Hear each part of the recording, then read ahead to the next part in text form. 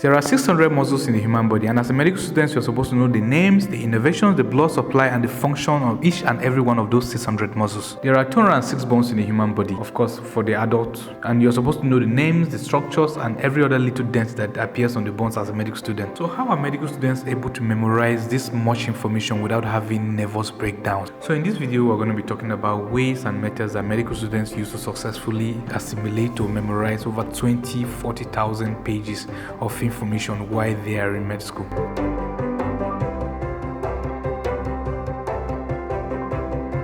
Alright, so do you write during studying or not? Actually, this depends on the person. I know a lot of students that write when they study. Polls have shown that 90% of students think that writing while they study helps them retain information better. But actually, there are some studies that show the opposite, because when you write, you always think there's something I can get back to. That is the reason why in a test or in a class, you see students always going back to their notes and scrambling to read. While if you are studying without writing, you know that you are studying it for the last time, and if you don't know it, you're going to be in trouble. So you condition your mind to learning or assimilate information at one take. Once you read it, it goes to your mind and you don't need to write it down to go back to read. I was a person that used to write before. I used to write when I first started med school, but I soon discovered that any day I studied without writing, I was conditioned to understand what I was reading immediately. Cramming and understanding. In med school, I've seen that you have to cram the concept first and understand later. Take, for example, the muscles. When you see maybe the levator papillae or the levator palpebrae orbis, I know when I'm saying this, people are looking at me like, what is this girl saying? But that's the muscle that raises the upper lip, right? At first, when I see the Latin name at first, I would always wonder, what is this? What does this mean? But then once I cram that Latin name and then read the functions, I would now understand why it's named that way. So this is why you have to cram first and then understand later. Alright, so group study versus single study. Do you study in a group or do you study alone? Actually, this depends on a lot of situations. I remember when we were in first year, we used to have group studies, and then we end up gisting with our classmates for about 3 hours and getting no work done. So it depends on the type of people you are doing the group study with. Group studies are very important, but you don't go into the group knowing nothing. You study on your own first, and then you go into the group to contribute to what you have studied already. Because if you go into a group study without knowing anything, people are going to be talking and you're going to be feeling left out. So first of all, you need to actually study, and secondly, you need to have a group study that is very serious.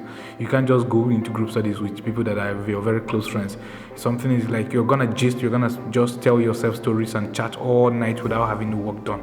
Next, you have explained to people. For me, I've realized that things stick more when I tend to teach people what I've learned or tend to teach people what I've read. By the time you teach people and show people the concepts that you've read, your brain actually takes it in more, because now you're showing another person what you've learned, right? You're showing another person how to do something. You're showing another person how to understand. Your brain will comprehend more as you're teaching the person. So it's good if you read a concept, you can either practice on a person or practice on objects. I do that. Like when I'm reading for exams, right? I look at my wall and then I explain to the wall as if I'm explaining to the teacher.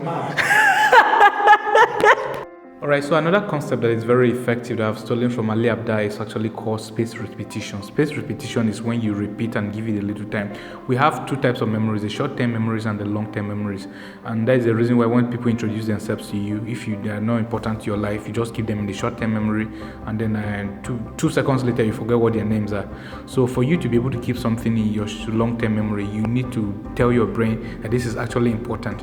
And how do you tell your brain something is important? By doing the same thing again or repeating the same thing again. Research shows that after studying, if you wait for about 30 minutes and repeat the same thing you studied, and wait for about a whole day and repeat the same thing you studied, is going to commit from your short-term memory to your long-term memory. That is the reason why crash courses are extremely important. For you guys, I don't know what crash courses are. They are just some explanation that you do with your classmates or your friends just before class or just before an exam, and this helps to make you remember what you actually studied. Alright, so the next one is fitting things into the bigger picture. If you are studying a particular topic in medicine, remember that medicine is a very practical course and you're going to be applying it. You try to fit it into the bigger picture. For example, when I was studying pharmacology, for example, if I was studying antidiuretics, I would think about how we use antidiuretics to reduce the blood pressure of a person and a lot of other things. I try to fit it into the bigger picture, and that stems from my short-term memory to my long-term memory because I applied it. You remember the things you apply in your life are the things that stick with you. You have a lot of ideas as a human being. You have a lot of knowledge and information as a human being. But the things that will stay with you are the things you applied in your life. I know you watch a lot of YouTube videos, but you do not apply them. The moment you apply these things, they will stay in your long-term memory. I remember I always wanted to dance. I always wanted to know how to dance because, I am a pretty decent dancer, but I wanted to be better. But so I decided to watch a lot of YouTube videos on how to actually dance. Why are you guys laughing? I dance properly. Alright, so the last one we have for you today is watching videos, not like this one, but educational videos. Before you actually read a concept, or after you have read a concept, you go watch videos on that, and I think that helps you to understand better. I feel like I would always advise before, because pharmacology, right? What took me through was this speed pharmacology I used to watch all the time. He would run through it like very quickly. Also neurology, there was a 2-minute video just talking about all the concepts, and when I go to read, it makes more sense. So I feel like you can do that also, just to help you have an understanding of what you're reading first. Yeah, and a bonus tip, subscribe to the channel. Yeah, will educate you more. Thank you guys for watching, and so please subscribe to the channel. Thank you guys for watching, and we'll catch you next Friday. We have been very busy, that's why we didn't release a video. That is the reason why.